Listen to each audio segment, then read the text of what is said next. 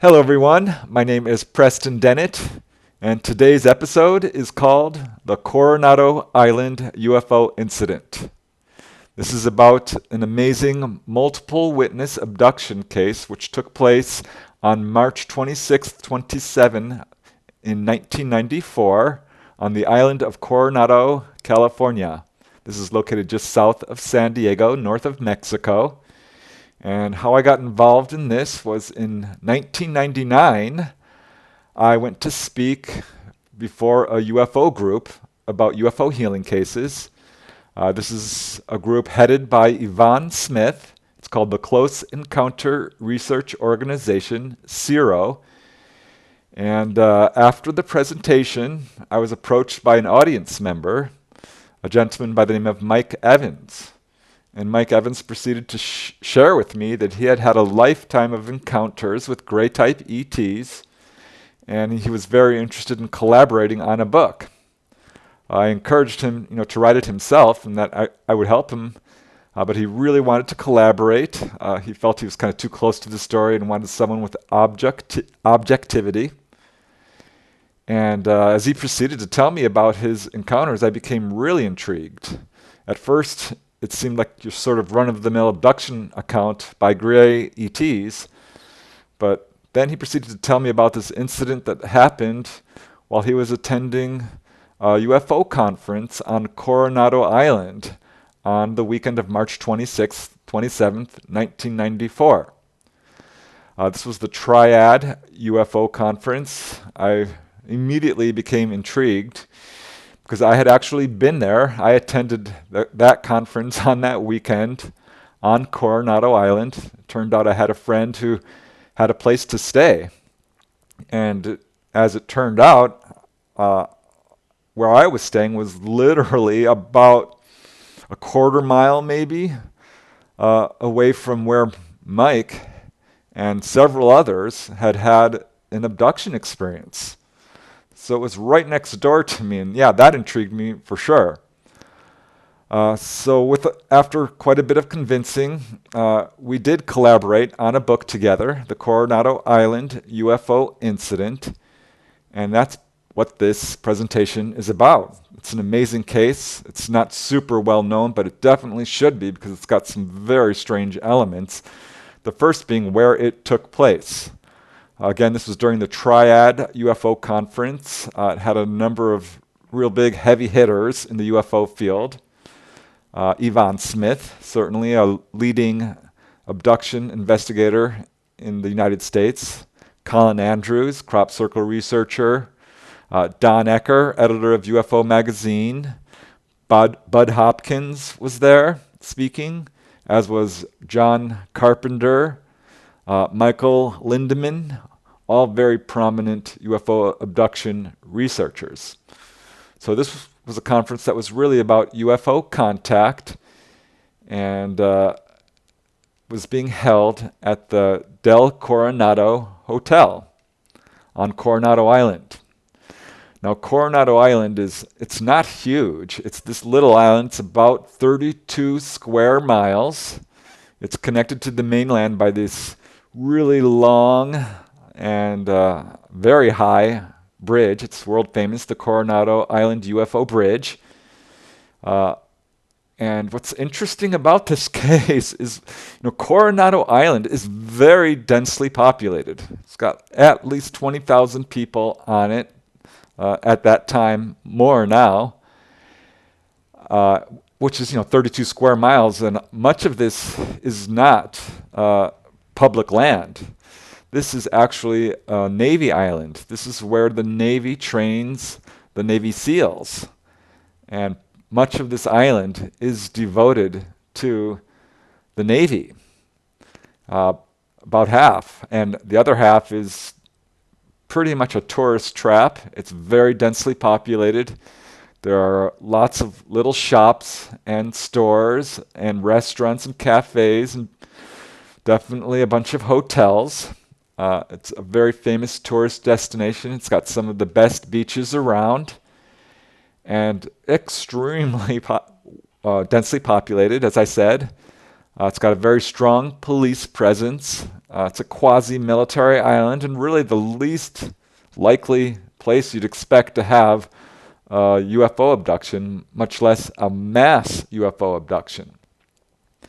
However, this is what happened, and how it all kind of unfolded was in 1994, Mike and his wife and 4 other friends decided they were going to attend this conference. Mike and his wife Gina drove down, so did his friend Nancy and Lacey, and also 2 other people, Nancy's brother Phil and his wife. So all 6 of these people decided that they were going to attend the conference, and they all booked adjoining rooms at the Village Inn, which was really less than a mile away from the Del Coronado Hotel. And as I said, I was very close to the Village Inn, where I was staying in a private residence. And what's also very interesting is this hotel and the actual windows that Mike and Nancy and the others were staying in overlooked the home of Maurice Larry Lawrence, who is the ambassador to Switzerland for the United States.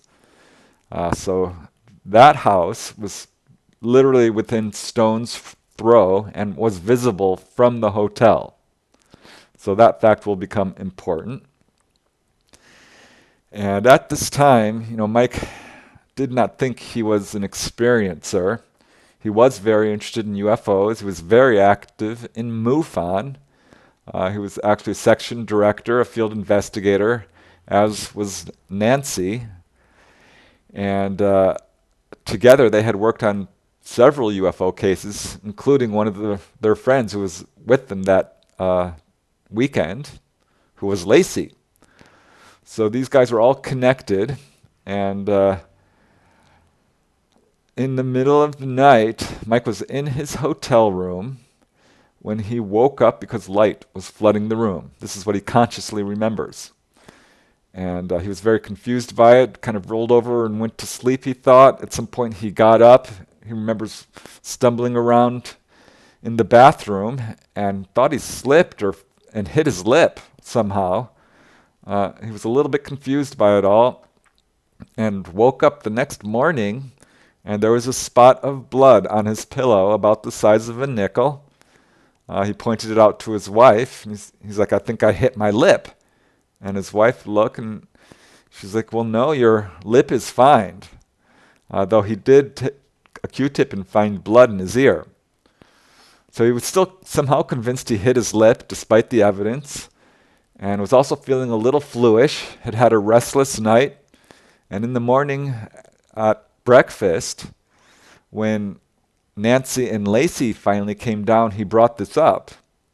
He says, "I'm not feeling well. I had a kind of restless night, and I found a spot of blood on my pillow." Nancy's feeling unwell as well. She said she had a sort of restless night, and Mike said that he had a restless night as well, and thought he saw weird light entering the room. There's a spot of blood on his pillow. And Lacey didn't want to talk about it. She was very tight-lipped. She just did not want to talk about what had happened and kept changing the subject. So that was kind of strange, Mike thought.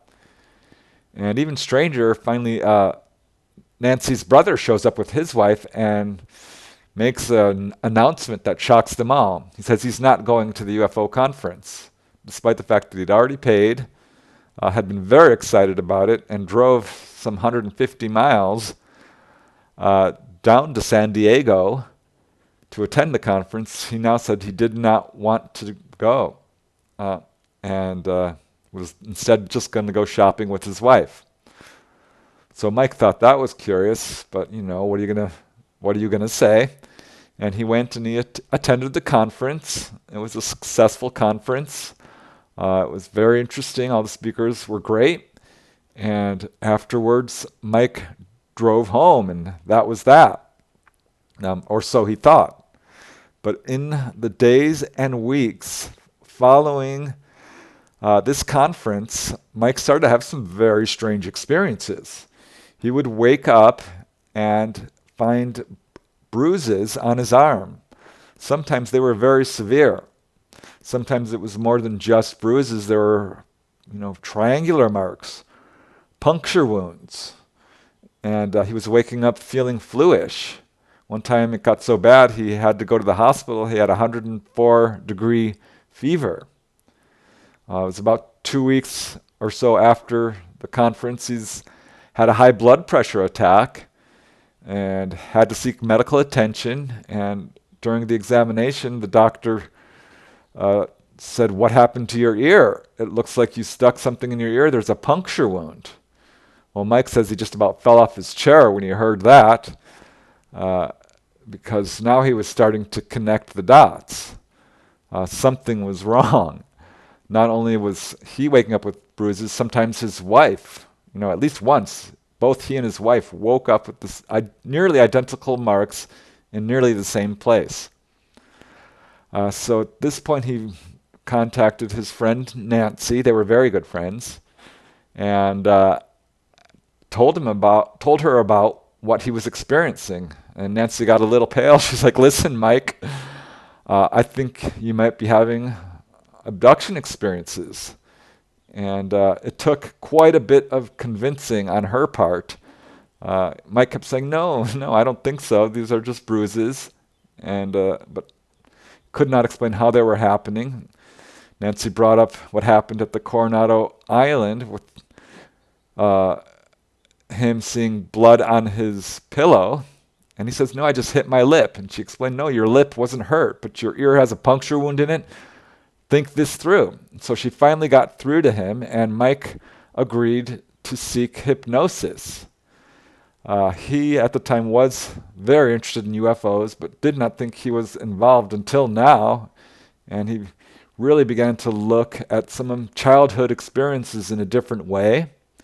He remembered a few times where he thought intruders had come into his home when he was a tiny little kid. He could point to a couple of incidents where he had seen UFOs as a child, and for that matter, as an adult. Also, he had a few incidents where he may have had missing time. He suffered very badly from sinusitis as a kid, had a lot of nosebleeds. He knew that was a symptom. Had a lot of depression. His grades suffered. So all of this seemed to be connected. So he decides to go under hypnosis with Yvonne Smith, leading UFO abduction investigator. And under hypnosis, he discovered that yes, he did have a lifelong series of encounters and was in fact apparently visited in his hotel room at the Village Inn on Coronado Island in March of 1994. So he ended up going through several sessions and recalled all of these experiences. He remembered as a little boy that there had been an intruder. Under hypnosis, he recalled that there was an intruder. It was a gray type ET. It peeked around the doorway at him. The room filled with light, this foggy light. He ended up being taken on board. He remembered being laid out on a silver table that indented to his body. It wasn't a scary experience. He was just a little kid. He was pretty calm. And he had the feeling they were just checking on his physical development. And he had several experiences like this growing up. At age 12, he was in his backyard. It was sunny. Suddenly there's a dark circular shadow covering him. He looks up and sees this object. It flashes a light at him. Next thing he knows, it's nighttime. Under hypnosis, he recalled being taken on board and physically examined. They seemed happy about his progress. It was starting to get scary at this point. Once when he was also 12 years old, he was at school on the playground. Recess had just begun when he had missing time. Next thing he knows, recess is over, and he has this weird scoop mark on his leg. Under hypnosis, same thing, recalls being physically examined, and had several missing time events while hiking behind his house as a teenager. He liked to do a lot of hiking and would often come back far, far later than he should have. And that always puzzled him. So looking into that, he discovered more missing time encounters was always the same. They would just take him on board. There was little communication. Don't be afraid. We won't hurt you. We need to examine you. And they would physically examine him. Around this time, he did have some interesting effects. He became very interested in, as a kid in school, in hypnosis, in psychology, in quantum physics, magnetics, crystal radios, this sort of thing. He had some really esoteric, far-thinking ideas, even as a very young kid, which he relates to all of this. He did have some UFO sightings. He remembered seeing a UFO with his parents and turning to look at them and seeing them just frozen and entranced. And so definitely has a long UFO history, which went all the way into adulthood. When he reached college age, he decided to become serious with his life and went to college despite having bad grades in junior high and high school. He really worked hard and became something of an overachiever, really. He got a degree in psychology. He also got a degree in anthropology and then took more school and became a registered nurse. He joined the military and was stationed on the USS Firedrake. And while on the USS Firedrake, while in the Pacific Ocean, he and many other people on the ship saw a fleet of UFOs fly overhead from horizon to horizon. There were 6 or 7 of them in formation, and clearly not normal aircraft. And after seeing that, that's what got him interested in UFOs. He kind of thought that was really his first sighting. He had pretty much blocked out, or it was buried in amnesia, everything that had happened in his childhood. But that got him into UFOs. He heard about APRO, the Aerial Phenomena Research Organization, and joined that group and started getting some literature on UFOs. After being stationed on the USS Firedrake as a medic, he was transferred to Camp Pendleton in Southern California. That immediately intrigued me as well because I had interviewed other people and knew of several other cases involving UFOs in this area at Camp Pendleton. Some really major cases.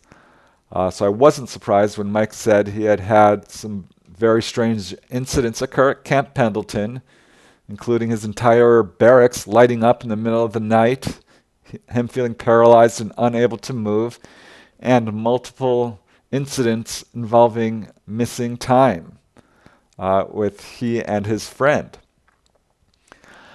So after being stationed at Camp Pendleton, having several UFO experiences there, he left the military, joined the private sector, and worked as a nurse in a hospital outside of L.A., and eventually joined MUFON, became a section director, started investigating cases. That's where he met Nancy.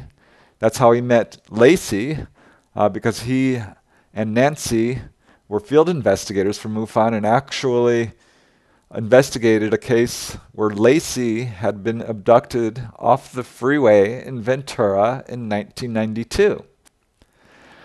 So they were all friends by the time this incident on Coronado Island occurred. And under hypnosis, Mike recalled what had happened while he was on Coronado Island in the Village Inn. It was the middle of the night, and he woke up to the room filling with light. His first thought that it was a plane coming in from San Diego. It didn't occur to him that his window does not overlook the airport. So that explanation couldn't be true. He tried to wake up his wife. His wife wouldn't wake up. And I'll just let Mike describe in his own words what happened. So here is me quoting Mike directly. "This light came in through the window shade. The whole room turned white. The light was so bright, it was like cotton candy or cotton. Palpable. You could feel it. It almost looked like a light shining through smoke. was kind of thick, the texture of the light, almost like you could feel it. It was coming through the walls, the windows, the whole thing. And in this light, these beings came through, 4 of them. It looked like they were gliding through or kind of walking. I couldn't see their legs, but they were moving pretty uniformly. They had a very large head, very large eyes, a pointy chin, and they just kind of glided in. They positioned themselves. The first one came around to my side, and the 3 others came and stood in front of the bed, in front of me. He had something in his hand. I remember him turning my body over. He kind of took something in his hand, like a silver object, and he put it in my left ear. And then he put me over, and they left. The room became smoky with all this light, and it's like they went back where they came from. They went through the wall. They all kind of got into a line and glided. I saw them all shuffle off, and the last one that was next to me, he kept watching me all the time as he was shuffling. The other 3 went back into the light. He was the last one to go back into the light, and as he was looking at me, then it was dark, but it was light outside the room. You could see the light outside the room. So Mike believes he was implanted. He got a pretty good look at this instrument, and I'll just want to let him describe what this instrument looked like in his own words, because it's a description I have heard many times from other witnesses. As Mike says, it was kind of a long instrument, silver, not really shiny, just kind of a burnished silver. At the end, there was a little cage. There was a little ball inside the cage, and then he put that in my ear. The instrument was, he held it in his hand, maybe about 4 inches. I only saw 3 or 4 fingers holding it, very thin fingers wrapping around this handle thing.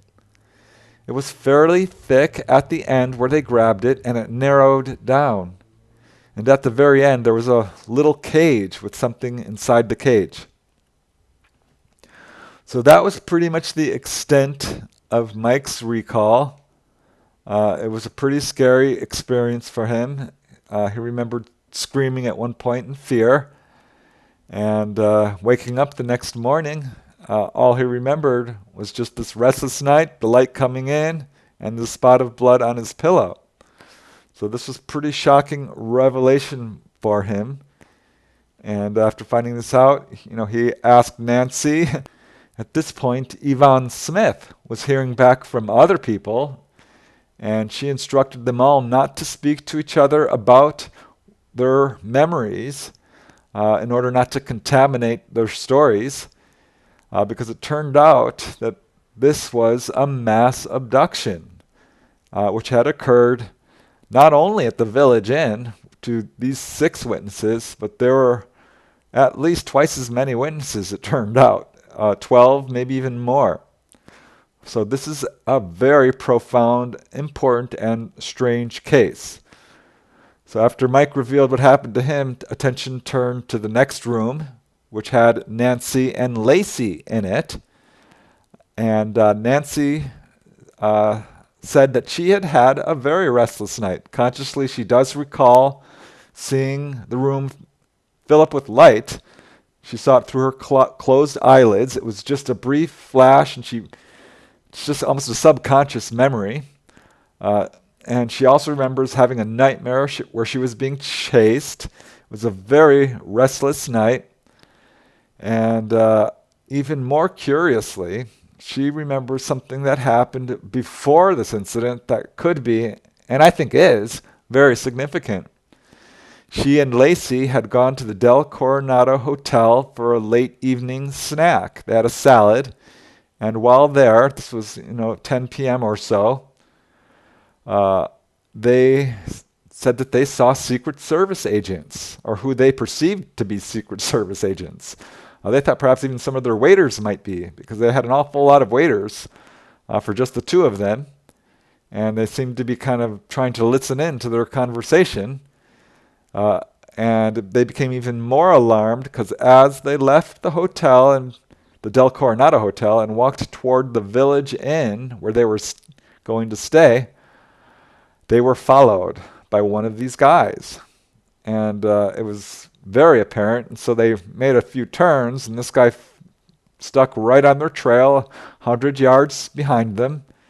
And they were very nervous about it. They sped up, he'd speed up, they'd slow down, he'd slow down.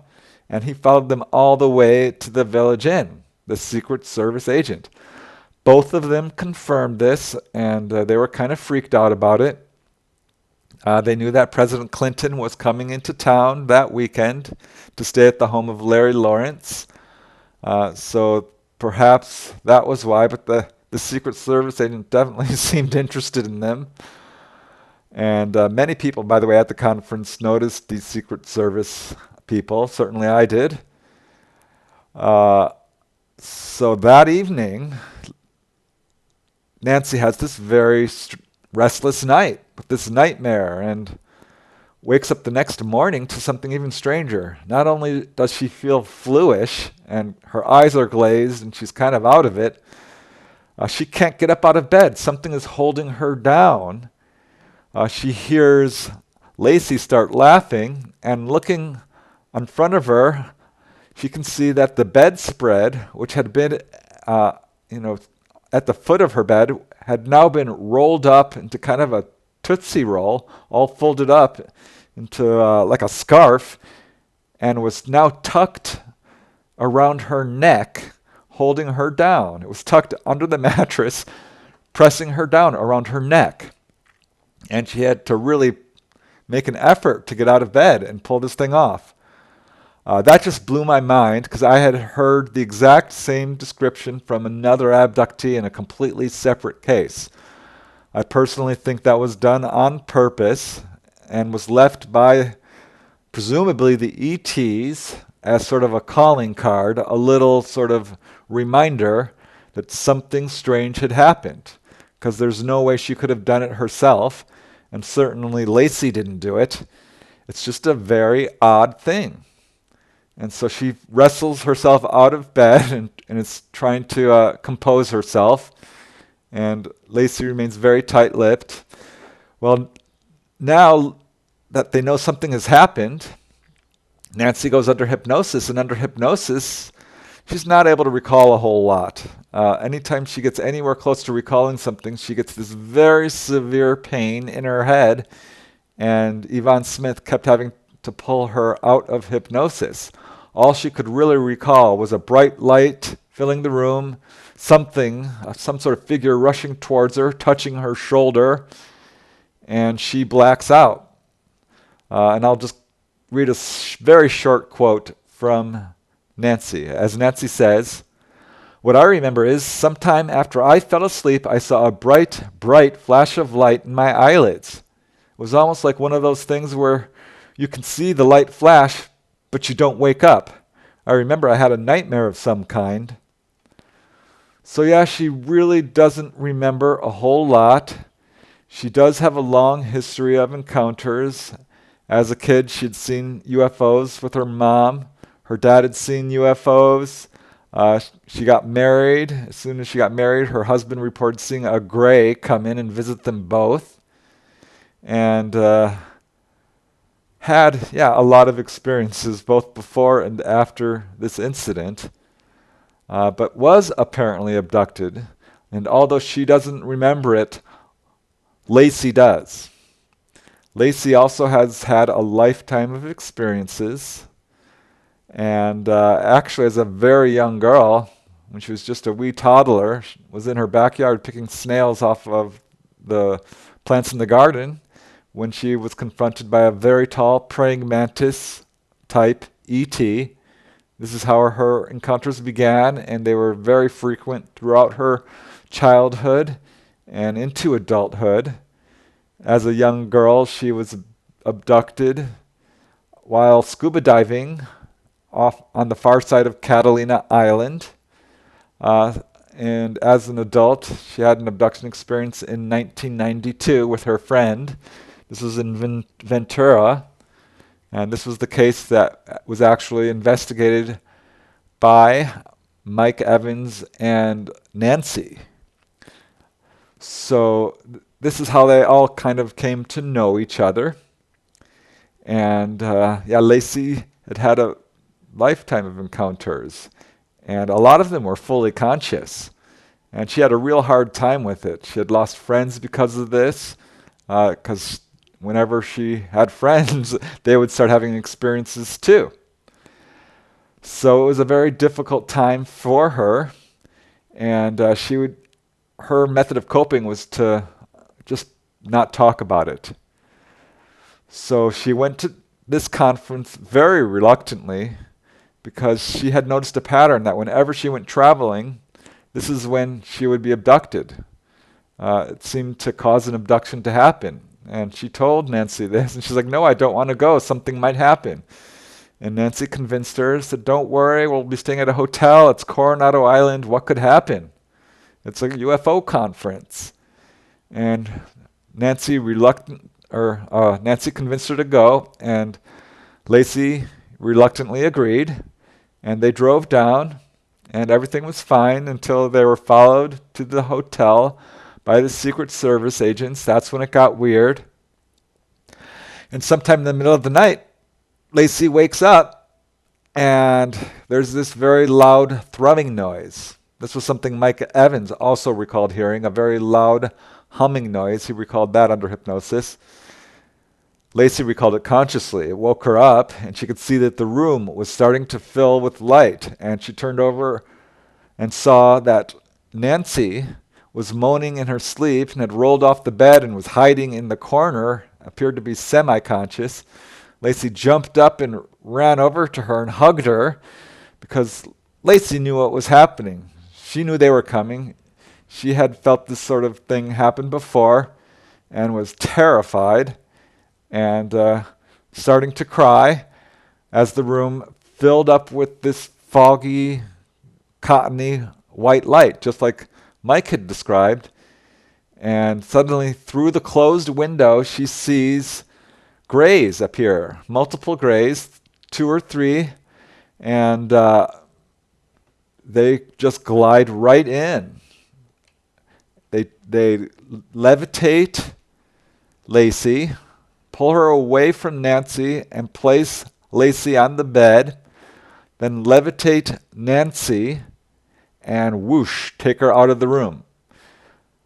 Lacey said they smelled really bad, kind of like sulfur or rotten eggs, and I'll just read a short quote from Lacey describing what she experienced. As Lacey says, they smell like, I want to say sulfur, rotten eggs.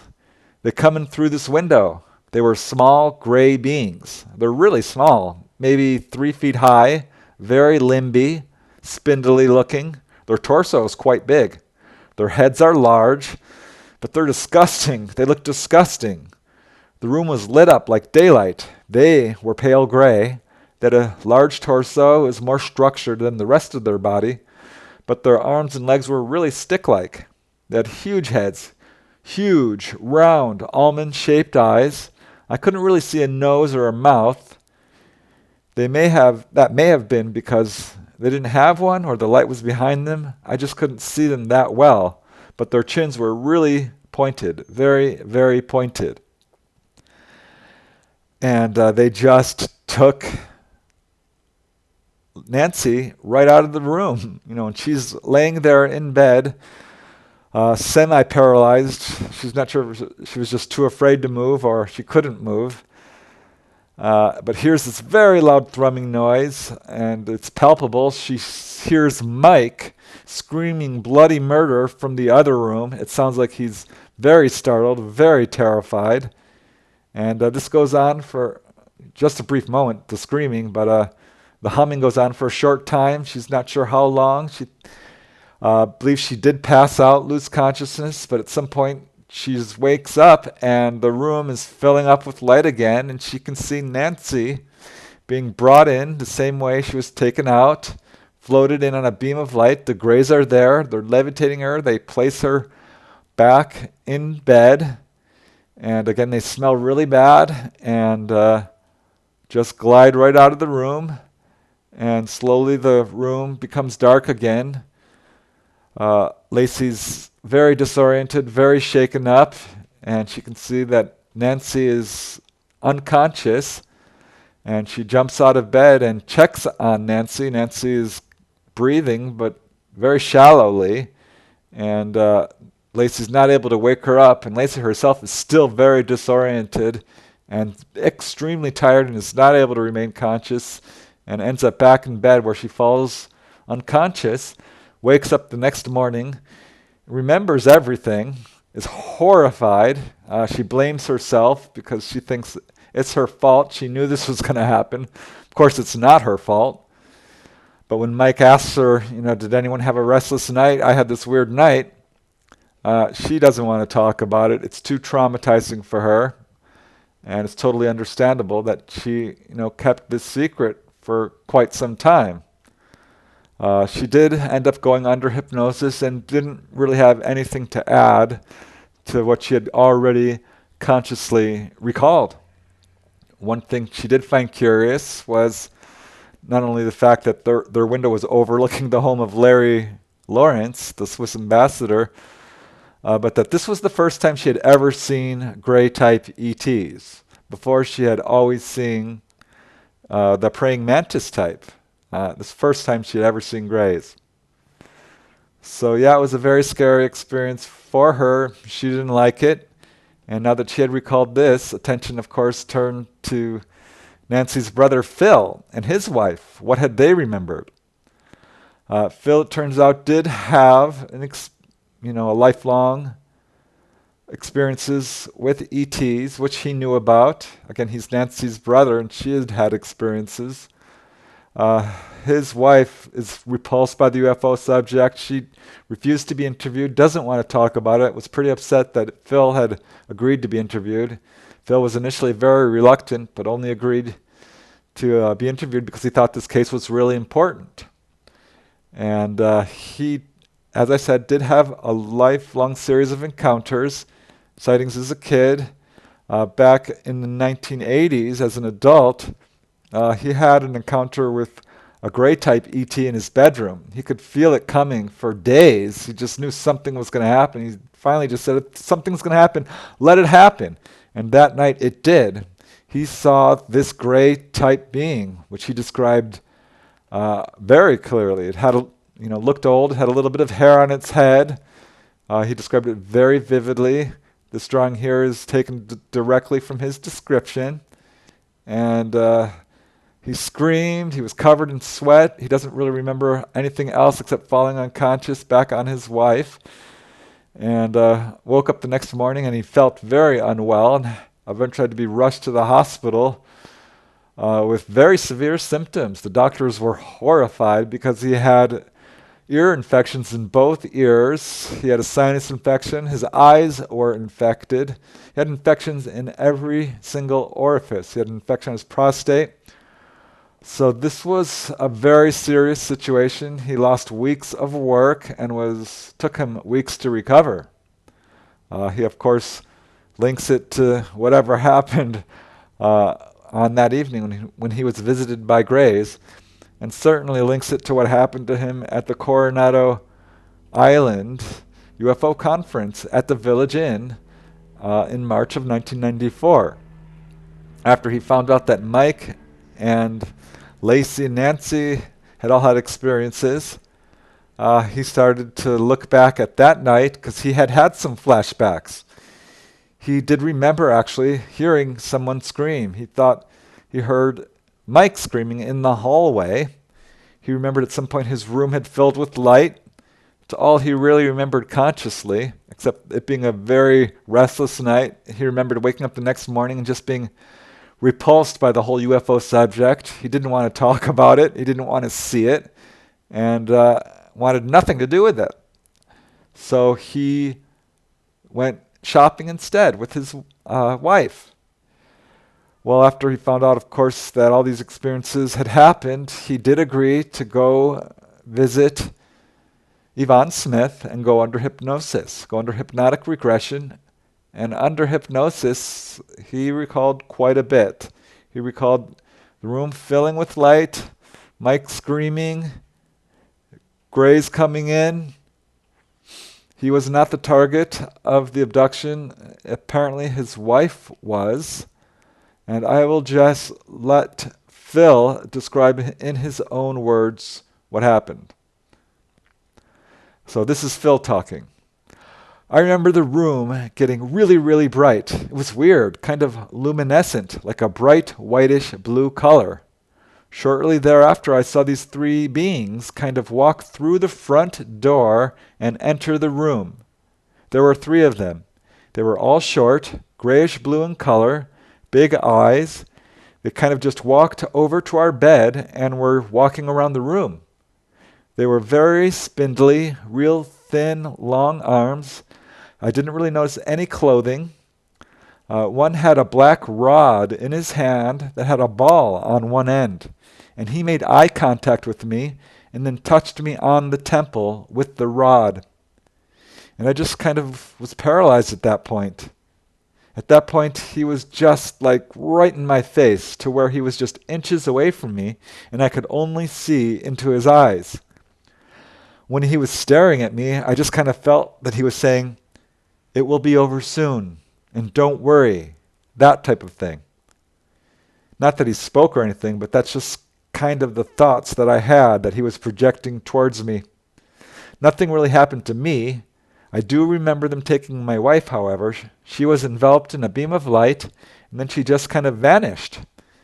I was still frozen with that being just kind of peering at me. And then, in the course of time, I could hear different noises, like an electrical buzzing type noise that was kind of filling the room. I also heard a man kind of scream like he was real startled.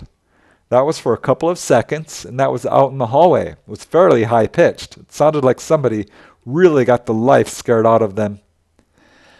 Then I remember being kind of frozen, looking at this being, and the whole room went pitch black to where I couldn't see anything. And that went on for a short time. Then the room started getting brighter and brighter, and then I saw my wife slowly sink back down onto the bed. She was enveloped in a beam of light. When I saw her, she was about a foot off the bed, just being lowered into the bed. And then after that, this beam of light went away, and I just started coming to and not being able to move.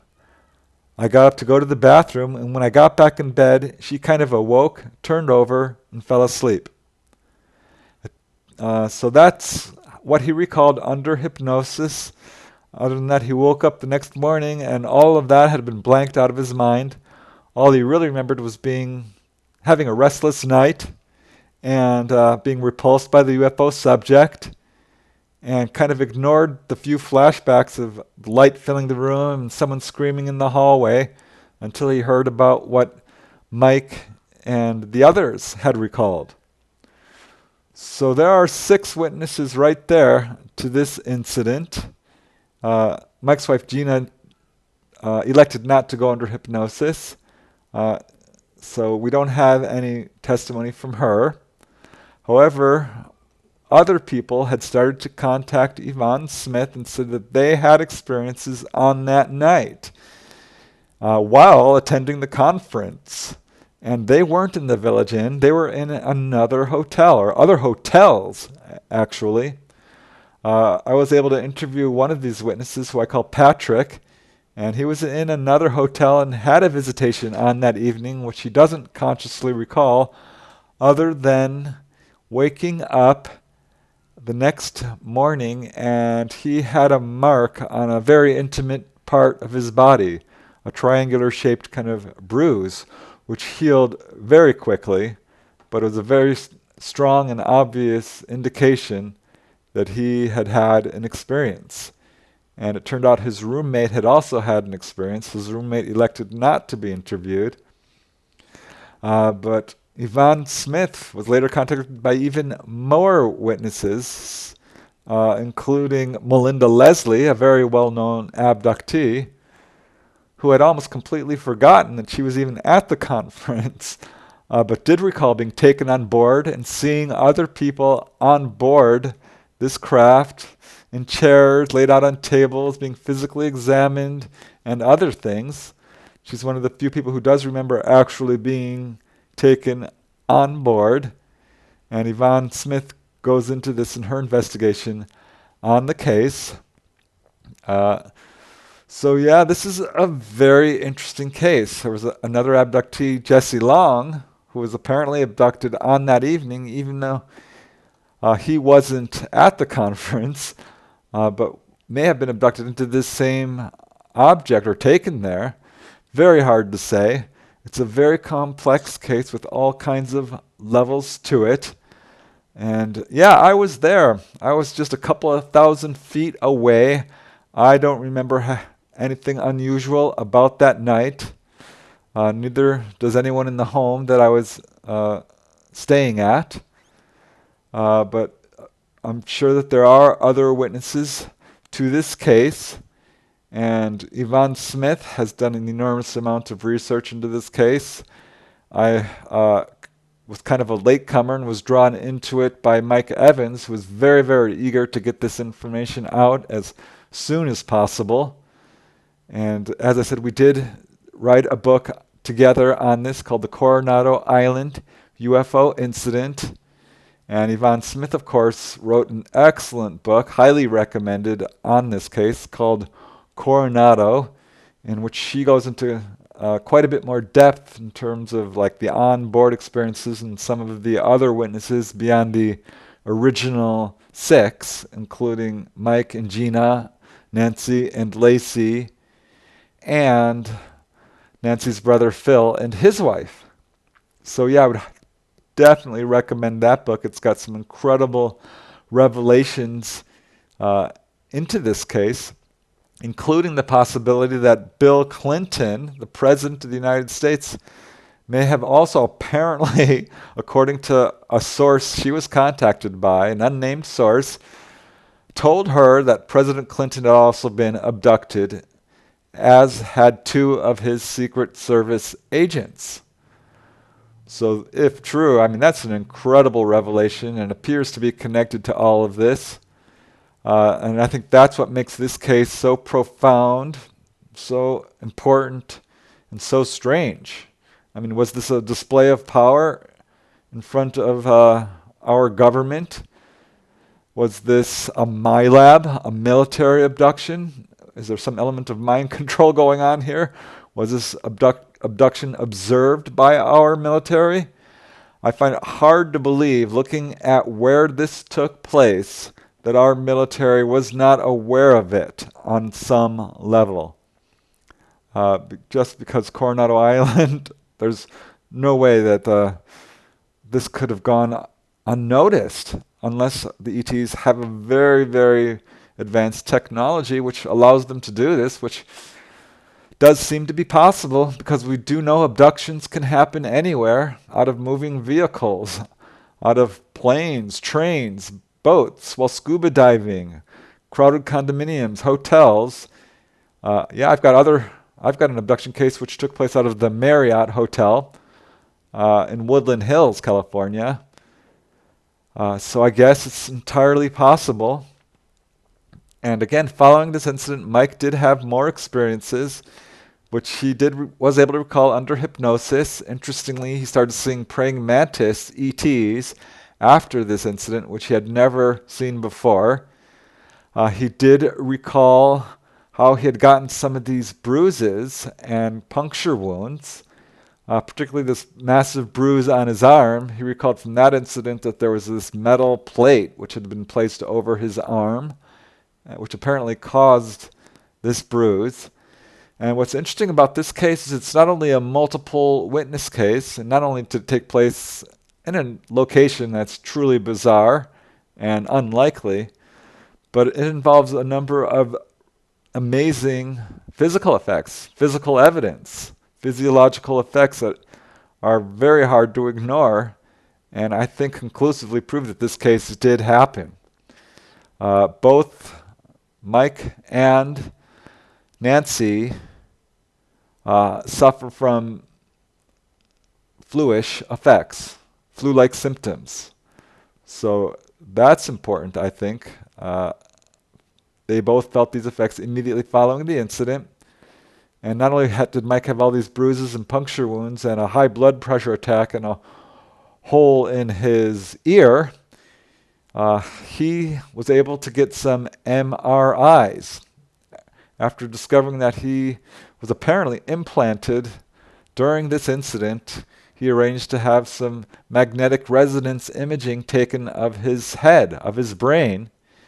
And these MRIs showed what were diagnosed as foreign bodies. These little opaque, possibly metallic, BB-like objects, which are in various strategic locations in his brain, which might be connected to his emotions, his visual cortex, these sort of things. And they showed up on his MRIs. The doctors told him that they do see these things occasionally. They don't know what they are. But one told him that he would diagnose these as foreign bodies. Mike was at the time friends with Dr. Roger Lear, the late Dr. Roger Lear, who is well known for removing implants. But because these were in his brain, there was certainly no possibility of these being removed. But certainly is very intriguing evidence, to say the least. As far as Phil, we've already discovered he had that horrible multi-body infection after one encounter. So that's incredible physical evidence, perhaps not linked to the Coronado incident, but linked to one of his encounters.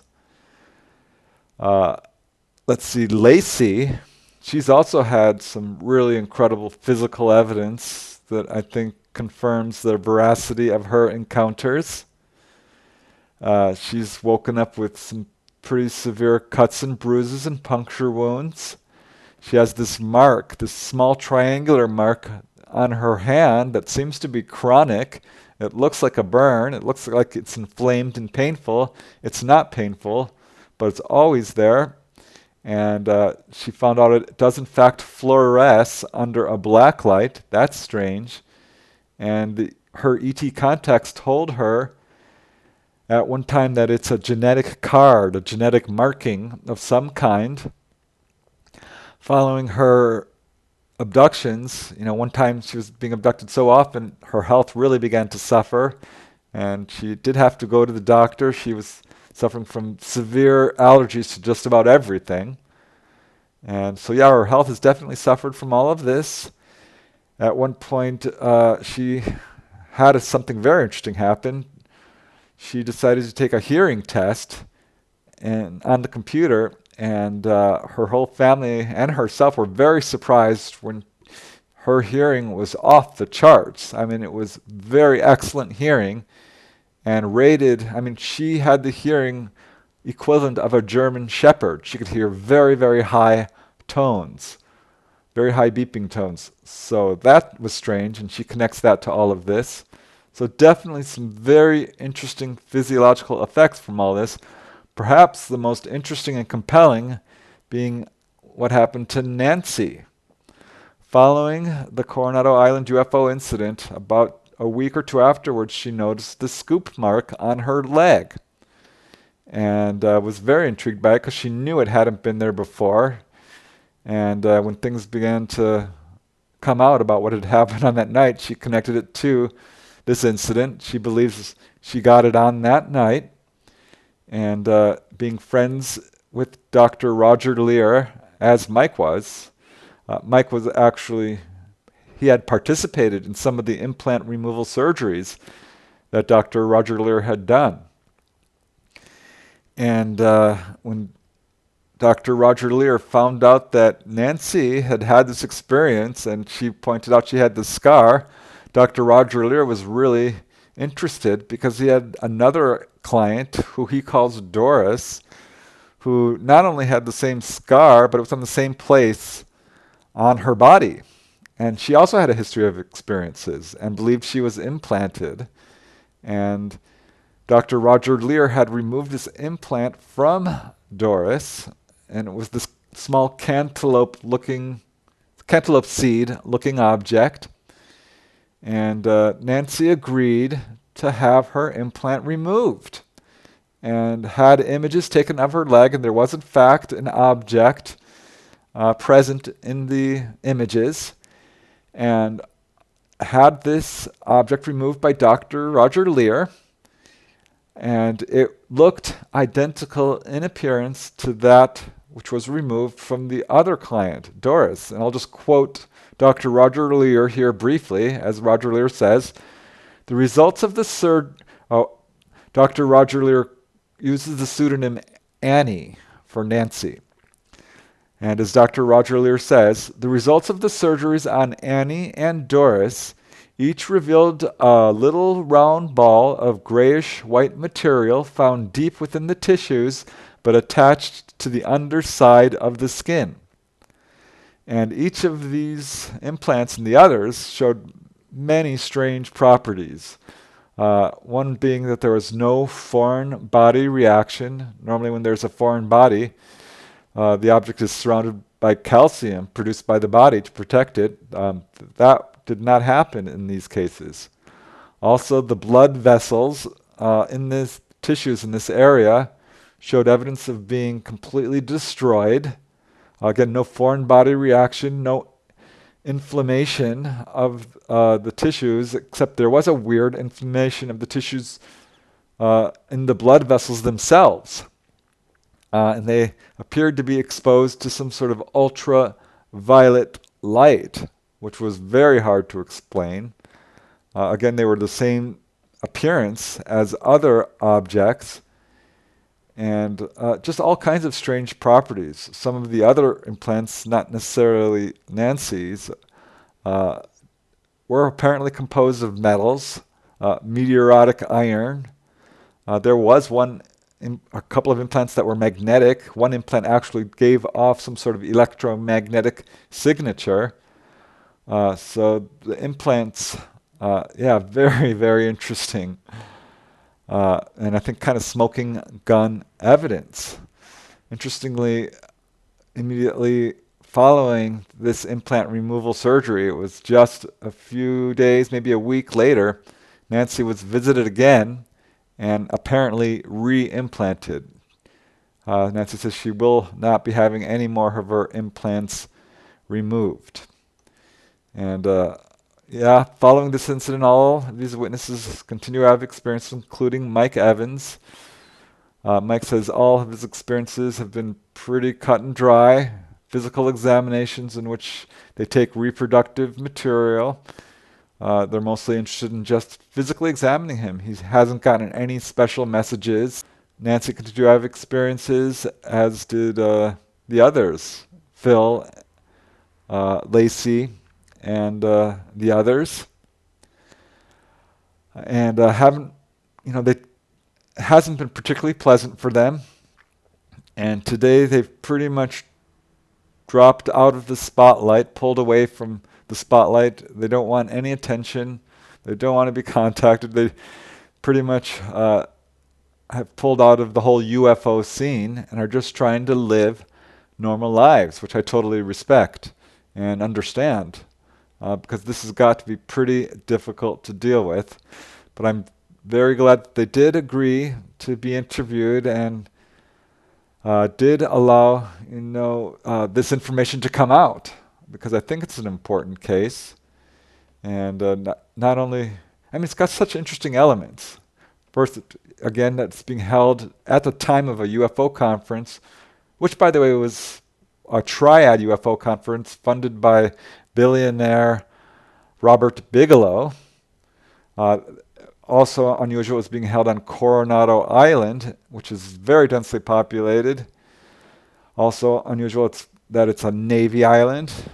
It's unusual that this abduction took place basically in front of the home of Maurice Larry Lawrence, one of the richest men in the United States, the owner of the Hotel del Coronado, a very strong Clinton donor, and the very home where Clinton was staying literally the next day.